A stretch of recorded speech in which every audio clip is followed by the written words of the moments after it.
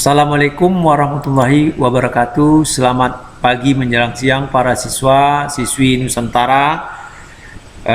Pada kali ini saya akan menyampaikan mata pelajaran bidang studi Pancasila dan Kewarganegaraan atau disingkat dengan PPKN, khusus kelas 10 SMA, jenjang SMA sederajat, pada semester 1 bab keempat, pokok bahasan tentang hubungan struktural dan fungsional pemerintah pusat dan daerah. Sebelum saya menyampaikan materi ini secara jauh, kiranya bermanfaat YouTube video pembelajaran saya ini.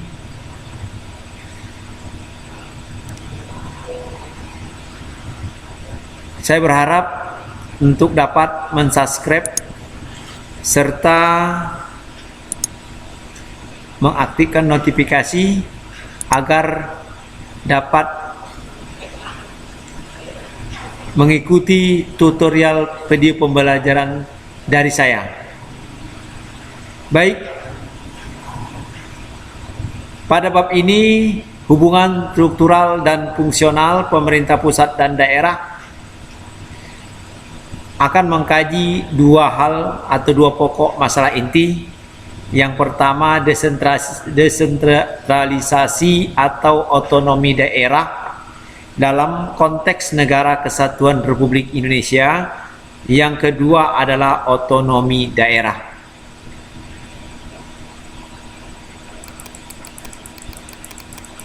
Baik,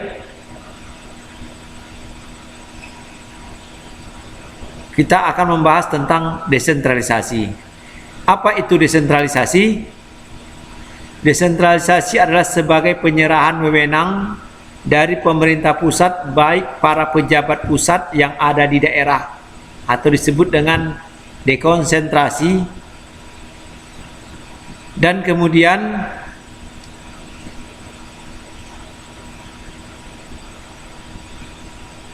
maupun kepada badan-badan otonomi daerah. Ini disebut dengan devolusi.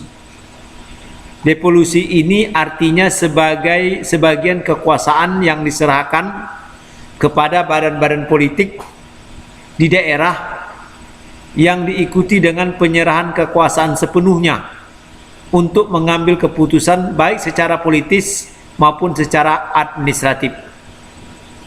Ini tadi desentralisasi. Intinya desentralisasi ini adanya pelimpahan wewenang atau penyerahan wewenang dari pusat ke daerah untuk mengurus urusan atau mengurus sendiri rumah tangga pemerintahan daerahnya masing-masing.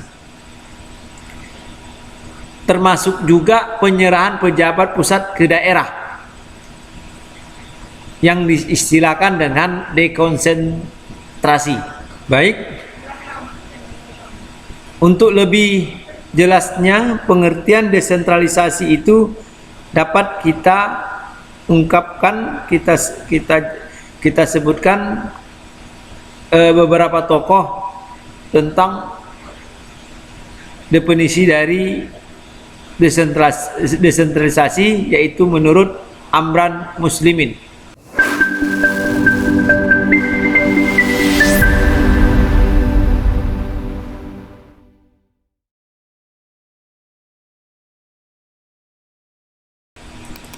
Beliau berpendapat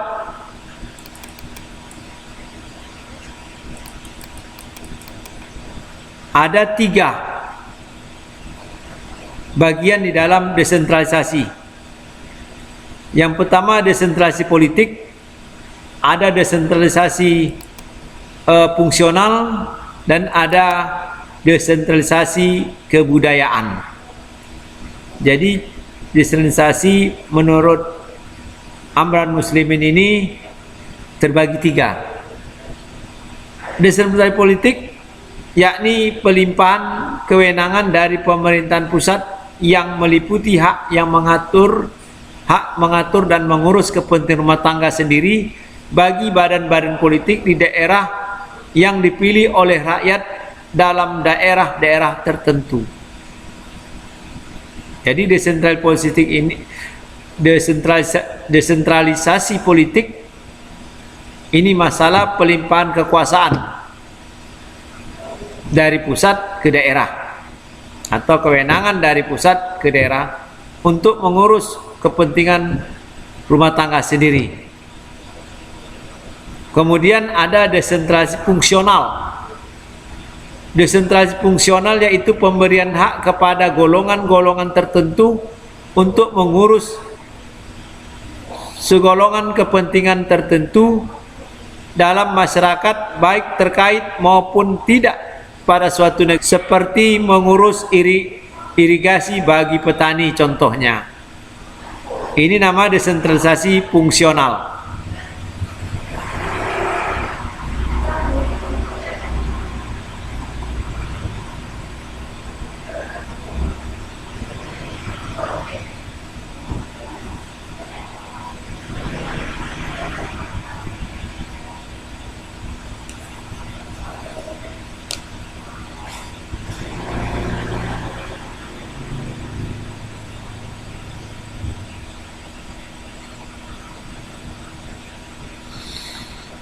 Yang ketiga, desentralisasi kebudayaan, yakni pemberian hak kepada golongan minoritas dalam masyarakat untuk menyelenggarakan kebudayaan sendiri seperti ritual kebudayaan.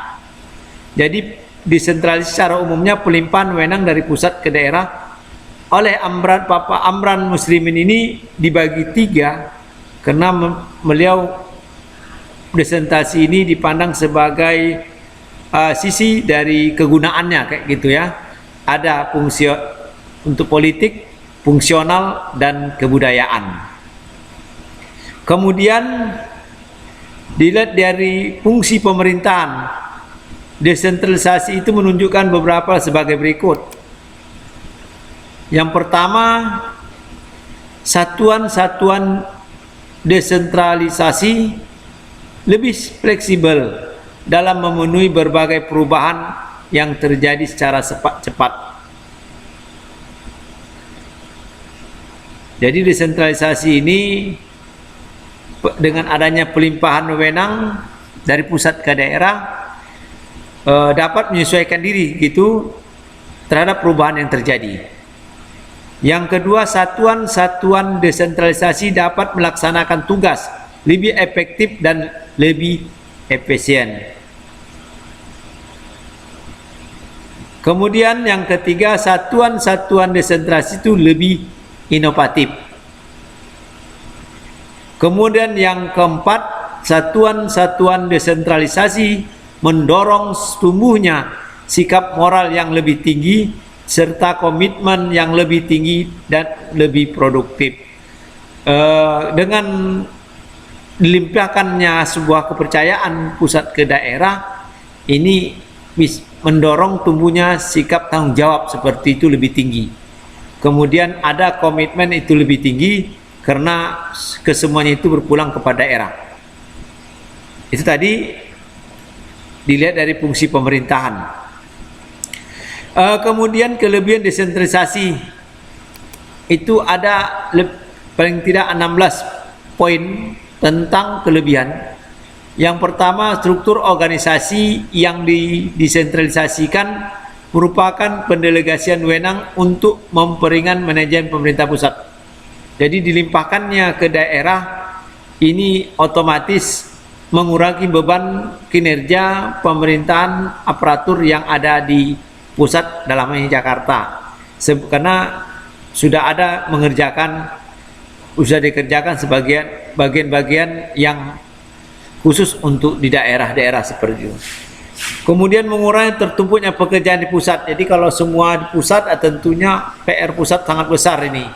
Jadi para pekerja ini akan kelabakan untuk mengejar pekerjaan itu tepat waktu. Oleh sebab itu lebih baik adanya desentralisasi. Kemudian dalam menghadapi permasalahan yang amat mendesak, pemerintah daerah tidak perlu menunggu instruksi dari pusat. Jadi dengan ada desentralisasi, kebijakan itu jatuh ke daerah, tidak menunggu hal-hal yang sifatnya tidak sakral seperti itu berhubungan dengan NKRI, itu bisa dilakukan kebijakan oleh daerah masing-masing. Seperti kebijakan dalam menggalakkan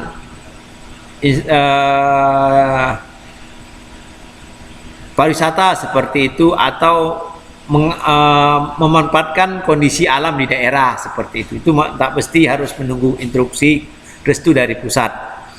Kemudian hubungan yang harmonis dapat ditingkatkan dan dapat lebih dioptimalkan gairah kerja antara pusat dan daerah. Jadi dengan adanya diberikan ke daerah kewenangan itu, jadi daerah menganggap dia itu disertakan di dalam mewujudkan kemajuan suatu negara. Kemudian peningkatan efisiensi dalam segala hal, khususnya penyelenggaraan pemerintahan, baik pemerintahan pusat maupun daerah. Jadi efisiensi dalam segala hal, ya, termasuk waktu dan lain sebagainya. Kemudian dapat mengurangi birokrasi dalam arti buruk, karena putusan dapat segera dilaksanakan. Jadi dengan adanya desentralisasi, hal-hal sifatnya pencitraan pekerja yang buruk itu dapat dihindari. Kemudian bagi organisasi yang besar dapat memperoleh manfaat dari keadaan di tempat masing-masing. Kemudian sebelum rencana dapat diterapkan secara keseluruhan, maka pada awalnya dapat diterapkan dalam suatu bagian tertentu terlebih dahulu, sehingga sehingga rencana dapat diubah. Risiko yang mencakup kerugian dalam bidang kepegawaian, fasilitas, dan organisasi dapat terbagi-bagi. Kemudian dapat diadakan pembedaan dan pengkhususan yang berguna bagi kepentingan tertentu. Jadi untuk mungkin dengan adanya desentralisasi mungkin bisa dapat dibedakan untuk pusat seperti itu kemudian daerah seperti apa. Kemudian desentralisasi secara psikologis dapat memberikan kepuasan bagi daerah karena sifatnya yang langsung. Inilah tadi kelebihan desentralisasi. Ada 16 poin di sana.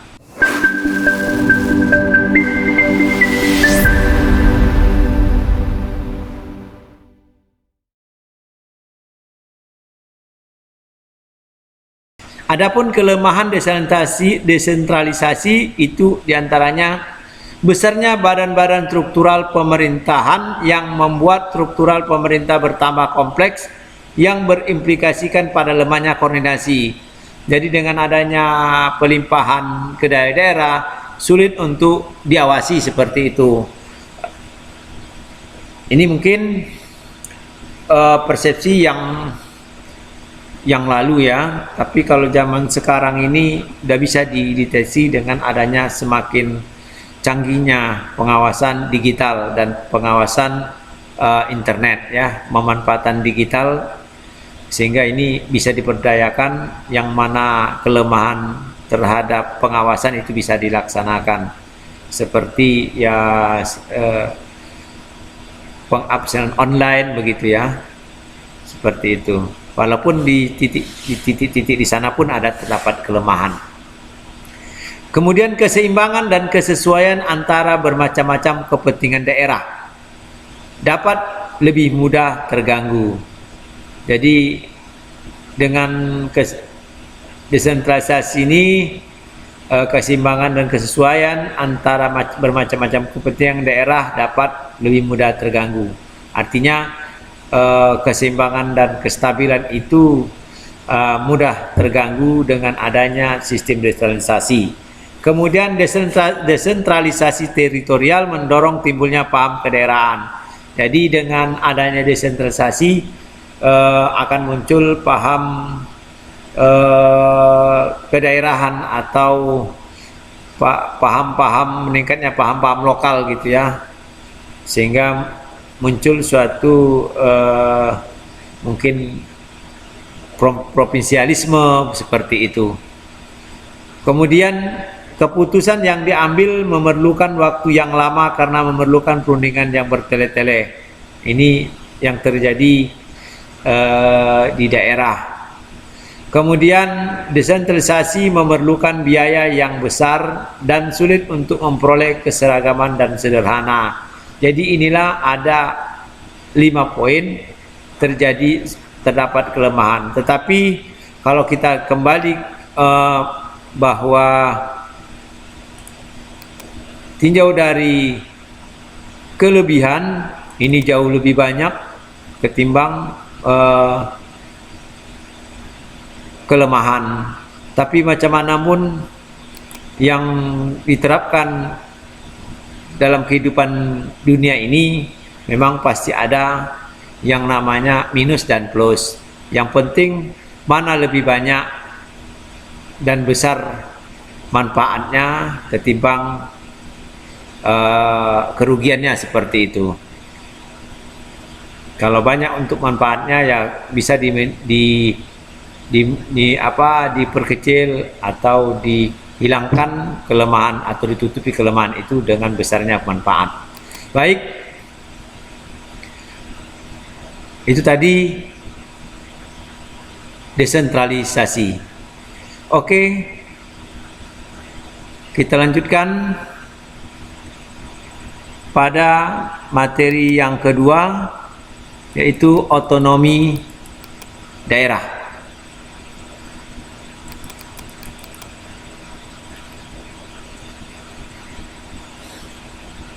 Definisi otonomi daerah ini banyak definisinya ya.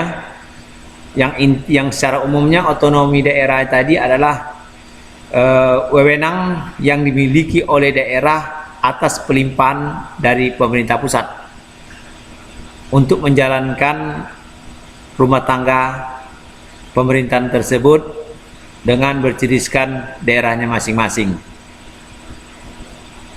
Nah, untuk itu dapat juga kita lihat beberapa definisi tentang apa itu otonomi daerah. Baik, yang pertama ada namanya C.J. Prensen. Otonomi daerah adalah hak untuk mengatur urusan-urusan daerah dan menyesuaikan peraturan-peraturan yang sudah dibuat dengannya. Ini menurut beliau. Artinya pemerintah daerah itu punya hak untuk mengatur urusan-urusan daerah, dan urusan-urusan itu akan diselesaikan sesuai dengan kondisi daerahnya masing-masing. Tentu juga peraturan-peraturan juga dapat disesuaikan dengan kondisi daerahnya masing-masing. Kemudian J. Wajong, otonomi daerah sebagai kebebasan untuk memelihara dan memajukan kepentingan khusus daerah dengan keuangan sendiri, menentukan hukum sendiri dan pemerintahan sendiri. Jadi menurut J. Wajong ini adanya kebebasan gitu ya, dengan otonomi daerah adanya kebebasan untuk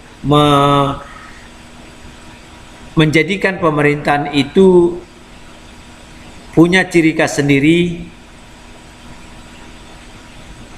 Ciri khas sendiri itu dimaksud dengan ciri khas kebudayaan atau daerah sendiri. Kemudian membangun keuangan sesuai dengan kondisi daerah itu sendiri, serta mendesain pemerintahan sesuai dengan otonomi daerah itu sendiri. Ini paham Ciwajong.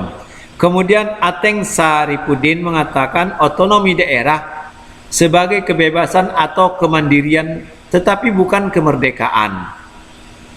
Artinya otonomi daerah ini memang sebuah kebebasan dan kemandirian daerah masing-masing, tetapi itu bukan sebuah kemerdekaan yang mutlak diberikan pusat ke daerah. Artinya masih ada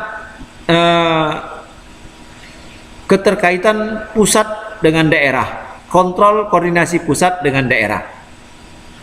Ini. Namun kebebasan itu terbatas karena merupakan perwujudan dari pemberian kesempatan yang harus dapat dipertanggungjawabkan.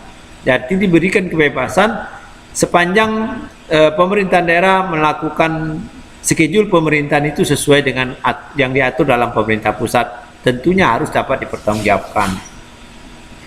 Kemudian menurut Undang-Undang RI nomor 9 tahun 2015 tentang perubahan kedua atas Undang-Undang nomor 23 tahun 2014 tentang pemerintahan daerah. Otonomi daerah adalah hak wewenang dan kewajiban daerah otonom untuk mengatur dan mengurus sendiri urusan pemerintahan dan kepentingan masyarakat sesuai dengan peraturan perundang-undangan. Inilah tadi 4 definisi tentang apa itu otonomi daerah. Intinya kesimpulan secara umum ini otonomi daerah adalah pelimpahan kewenangan dari pusat ke pemerintahan daerah untuk menjalankan pemerintahan daerah sebagaimana ciri khas daerah, sesuai dengan ciri khas daerah, kemudian mengeksploitasi potensi-potensi daerah, kemudian mengacu kepada peraturan-peraturan juknis yang telah ditetapkan oleh pemerintah pusat. Inilah tadi otonomi daerah.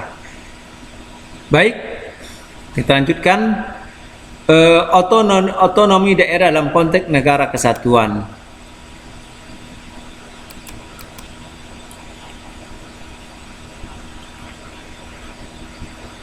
Landasan hukum otonomi daerah dalam konteks negara kesatuan mempunyai landasan hukum itu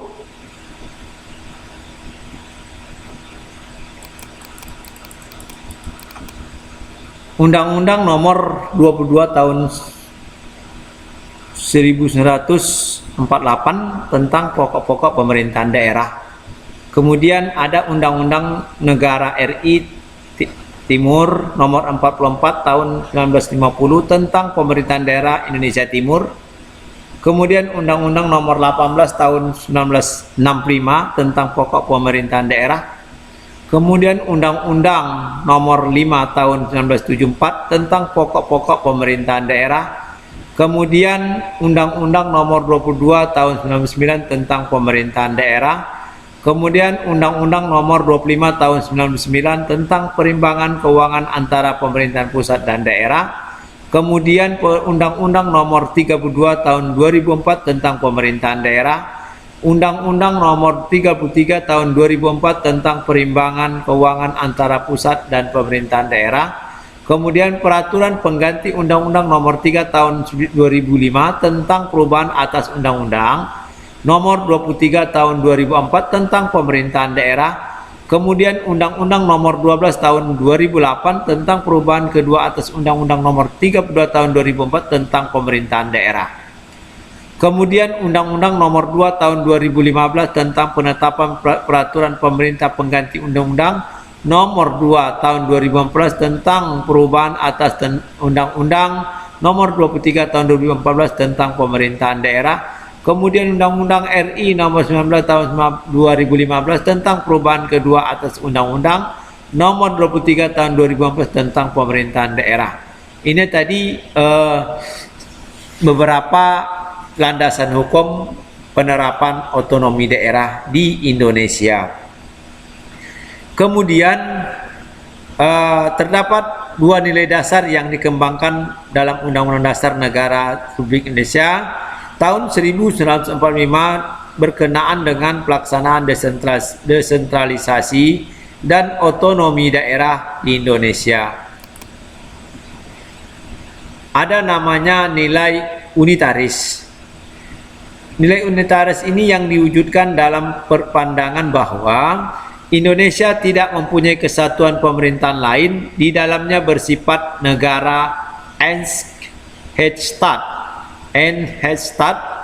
yang berarti kedaulatan yang melekat pada rakyat, bangsa, dan negara Republik Indonesia tidak akan terbagi di antara kesatuan-kesatuan pemerintah.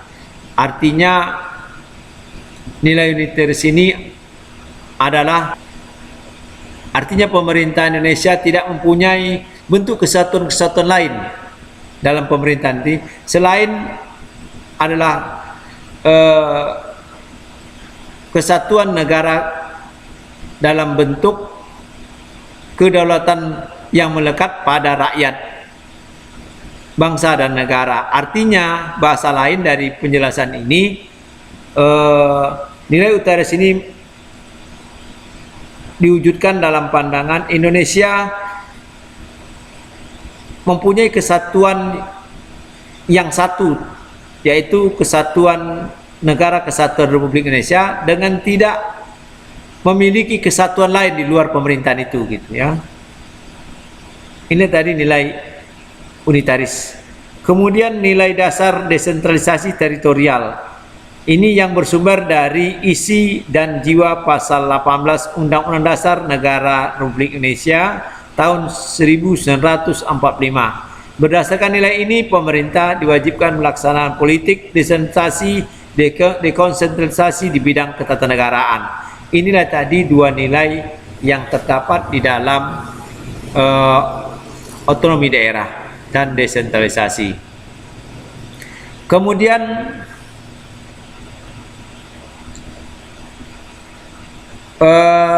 titik berat pelaksanaan otonomi daerah adalah pada daerah kabupaten dan kota dengan beberapa dasar pertimbangan.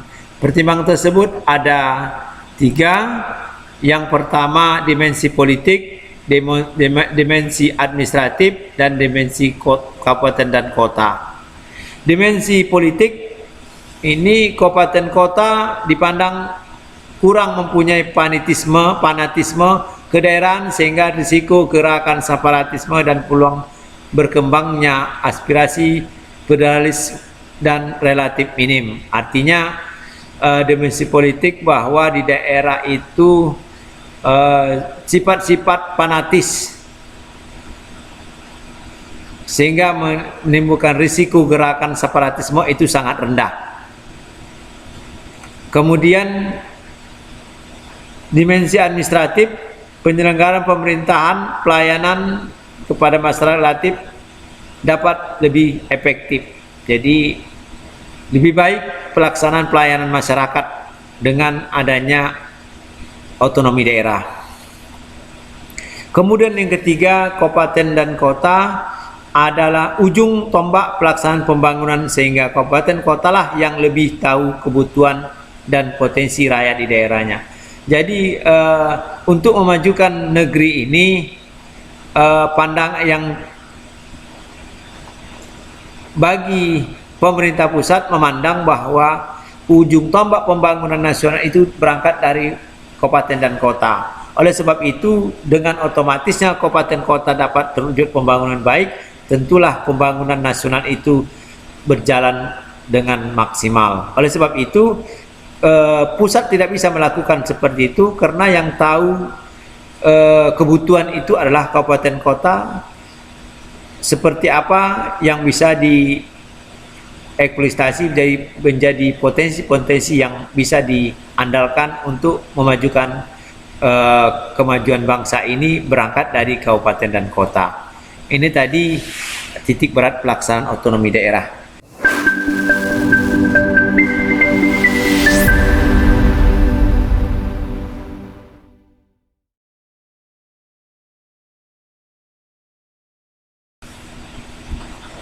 Dalam pelaksanaan otonomi daerah, prinsip otonomi daerah yang dianut adalah nyata, bertanggung jawab, dan dinamis. Artinya, maksudnya adalah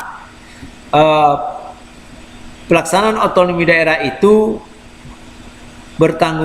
prinsipnya adalah bertanggung jawab, pemberian otonomi diselaraskan atau diupayakan untuk memperlancar pembangunan di seluruh pelosok tanah air. Kemudian yang kedua adalah yang nyata, ini artinya otonomi daerah secara nyata diperlukan sesuai dengan situasi dan kondisi objek itu daerah. Yang ketiga adalah dinamis, pelaksanaan otonomi daerah selalu menjadi sarana dan dorongan untuk lebih baik dan maju. Kemudian selain itu terdapat 5 prinsip dalam penyelenggaraan pemerintahan daerah. Yang pertama, prinsip kesatuan. Apa itu prinsip kesatuan? Pelaksanaan otonomi daerah harus menunjang aspirasi perjuangan rakyat guna memperkokoh negara kesatuan dan mempertinggi tingkat kesejahteraan masyarakat lokal. Jadi ini tadi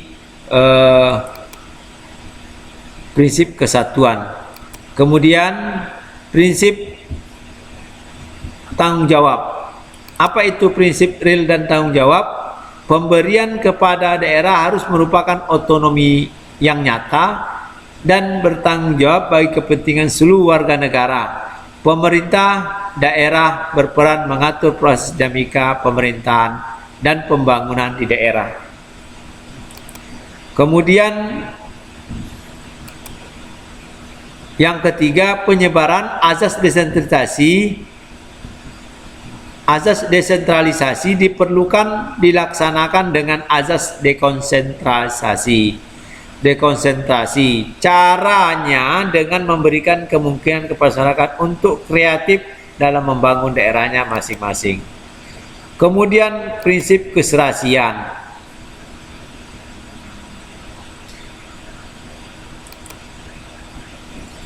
Prinsip keserasian, pemberian otonomi kepada daerah untuk mengutamakan aspek keserasian dan tujuan di samping efek pendemokrasian. Jadi pemberian otonomi daerah ini mengutamakan aspek keserasian dan tujuan di samping aspek pendemokrasian. Artinya prinsip pada otonomi daerah itu diutamakan adalah keserasian dan tujuan, di samping juga otonomi daerah ini adalah aplikasi daripada sistem pendemokrasian di Indonesia, seperti itu. Kemudian prinsip pemberdayaan. Prinsip pemberdayaan, tujuan pemberian otonomi daerah kepada daerah adalah untuk meningkatkan daya guna dan hasil guna penyelenggaraan pemerintahan daerah, terutama dalam aspek pembangunan dan pelayanan kepada masyarakat, serta untuk meningkatkan pembinaan kestabilan politik dan kesatuan bangsa. Ini pemberdayaan. Inilah tadi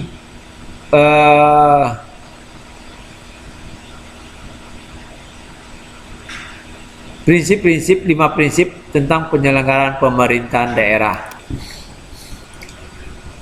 Kemudian kedudukan dan peran pemerintahan pusat. Pemerintahan pusat dalam pelaksanaan otonomi daerah memiliki 3 fungsi.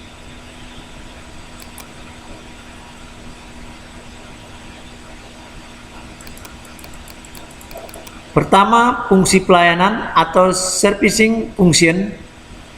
Yang kedua, fungsi pengaturan atau regulation function. Yang ketiga, fungsi pemberdayaan.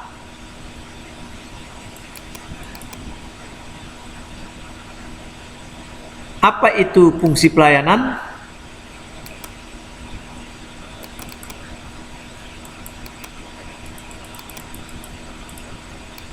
Fungsi pelayanan ini dilakukan dalam rangka memenuhi kebutuhan masyarakat dengan cara tidak diskriminatif dan tidak memberatkan serta dengan kualitas yang sama.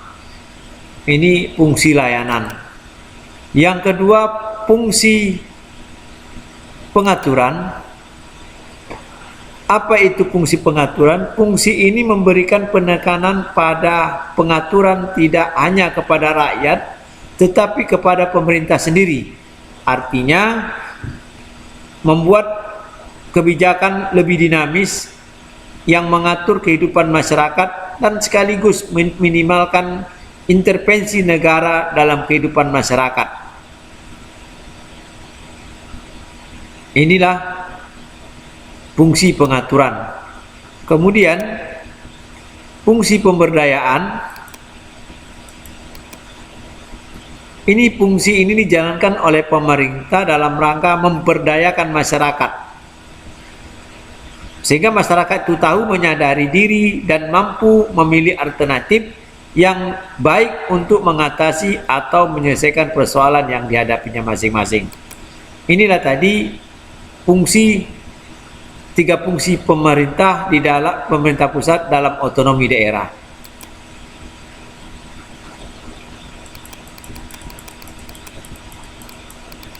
Sementara itu ada 6 fungsi pengaturan dalam yang dimiliki oleh, saya ulangi, sementara itu ada 6 fungsi pengaturan yang dimiliki oleh pemerintah. Yang pertama, menyediakan infrastruktur ekonomi, yaitu pemerintah menyediakan institusi dasar dan peraturan-peraturan yang diperlukan bagi berlangsungnya sistem ekonomi modern, seperti perlindungan terhadap hak milik, hak cipta, hak paten, dan sebagainya. Ini yang dimaksud dengan penyediaan infrastruktur ekonomi. Yang kedua, menyediakan barang dan jasa kolektif. Apa itu? Fungsi ini dijalankan pemerintah karena masih terdapat beberapa public goods yang tersedia bagi umum, ternyata masih sulit dijangkau oleh beberapa individu untuk memperolehnya. Ini dengan demikian diberikan menyediakan barang dan jasa secara kolektif bagi masyarakat ingin memperoleh sesuatu itu karena sulit mungkin, maka di sini ada menyediakan barang dan jasa. Kemudian menjembatani konflik dalam masyarakat. Di sini fungsi ini dijalankan untuk minimalkan konflik sehingga menjamin ketertiban dan stabilitas masyarakat. Kemudian menjaga kompetisi. Menjaga kompetisi ini peran pemerintah yang diperlukan untuk menjamin agar kegiatan ekonomi dapat berlangsung dengan kompetisi yang sehat. Tanpa pengawas pemerintah akan berakibat kompetisi dalam perdagangan tidak terkontrol dapat merusak kompetisi tersebut. Jadi fungsi ini adalah pada sisi ini, pada bagian ini pemerintah tetap mengontrol agar terutama dunia usaha dapat berkompetisi secara sehat. Kemudian menjamin akses minimal setiap individu kepada barang dan jasa. Ini adalah kehadiran pemerintah. Posisi ini diharapkan dapat memberikan bantuan pada masyarakat miskin melalui program khusus. Jadi di antara kompetisi yang terjadi dengan dunia usaha, mungkin ada juga yang kurang beruntung ya, maka diberikan akses minimal setiap individu pada barang dan jasa kepada orang-orang yang dianggap kurang memadai, seperti program masyarakat miskin. Kemudian menjaga stabilitas ekonomi. Dalam hal ini melakukan fungsi pemerintah dapat mengeluarkan kebijakan moneter apabila sesuatu mengganggu stabilitas ekonomi. Inilah tadi ada 6 fungsi pengaturan yang dimiliki bangsa Indonesia, pemerintah, yang terkait dengan proses berjalannya otonomi daerah. Dari 6 poin yang tertera yang dijelaskan tadi, tentang ada 6 fungsi pengaturan. Juga ada juga kewenangan yang lain yang dimiliki oleh pemerintah pusat. Di antaranya perencanaan nasional dan pengendalian pembangunan nasional secara makro. Kemudian dana perimbangan keuangan. Kemudian ada kewenangan yang namanya sistem administrasi negara dan lembaga perekonomian negara. Kemudian ada kewenangan yang nama pembinaan dan pemberdayaan sumber daya manusia. Kemudian ada kewenangan pendayaan sumber daya alam dan pemberdayaan sumber daya strategis. Kemudian ada konservasi standarisasi nasional. Inilah tadi kewenangan yang juga dimiliki oleh pemerintah pusat, selain ada 6 kewenangan yang dimiliki oleh pemerintah pusat sehubungan dengan proses otonomi daerah. Barangkali itu saja dulu yang saya sampaikan. Saya akhiri. Assalamualaikum warahmatullahi wabarakatuh. Selamat pagi menjelang siang.